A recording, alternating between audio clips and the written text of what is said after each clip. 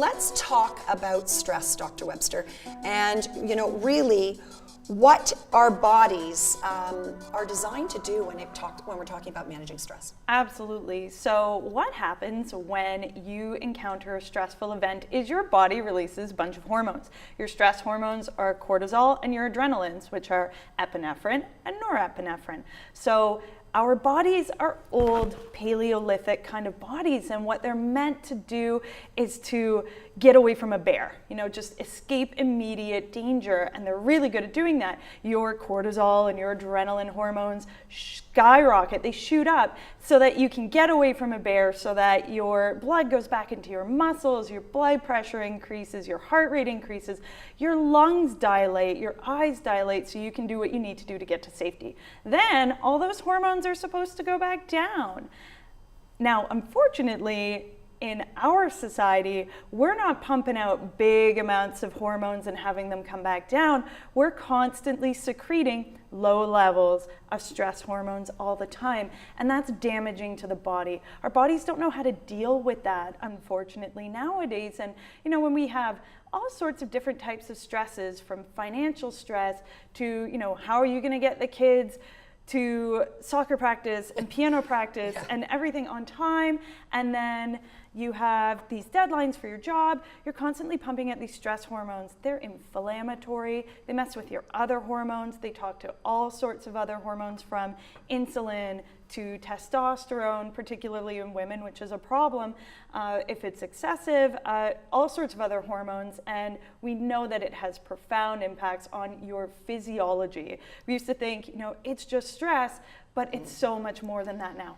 You know what, and I think we really, as a society, wear this badge of honor, I'm so stressed, and it's almost like, and I haven't taken a holiday, Todd, in 3 years, and people think that's a positive thing. It's like a survival of the fittest. It is. What is that doing to our chronic health? Now, I'm really passionate about this, Margaret, so thank you for bringing that up, because I think it's so needless that we have to valorize and glorify being busy, because it's just not healthy for us. So what it does is it does things like, I say to my patients, it wrecks your gut, so it makes things leaky and inflamed. It's going to cause gut issues. It's going to cause, certainly worsen any hormonal problems, be them hot flashes or any mental health issues. So we know that they have a profound physiological effect, but this whole busyness culture, constantly looking at your phone, checking your email before you go to bed, screen time, we know has a profound impact on quality of sleep. The research is there to support that, so we need to get our sleep back in gear. So we know that this whole busyness culture, it needs to end. I see a revolution in the future. I see us taking back our time for ourselves, but we got to be the first people to do it, because we have to take care of us. Amen. And that's what this show is all about, isn't it, Todd? To really shift the paradigm of thinking and challenge your current belief system.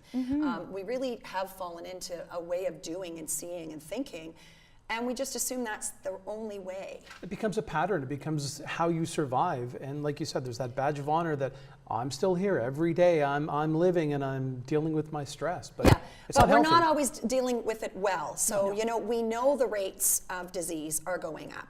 Cardiovascular disease, cancers, mental health, diabetes. Autoimmune disease, Exactly. huge. Right? Absolutely huge. And environmental toxicity has a huge role to play in that as well. But I see people with chronic pain, and they've been leading stressful lives, and their jobs are literally taking their health from them.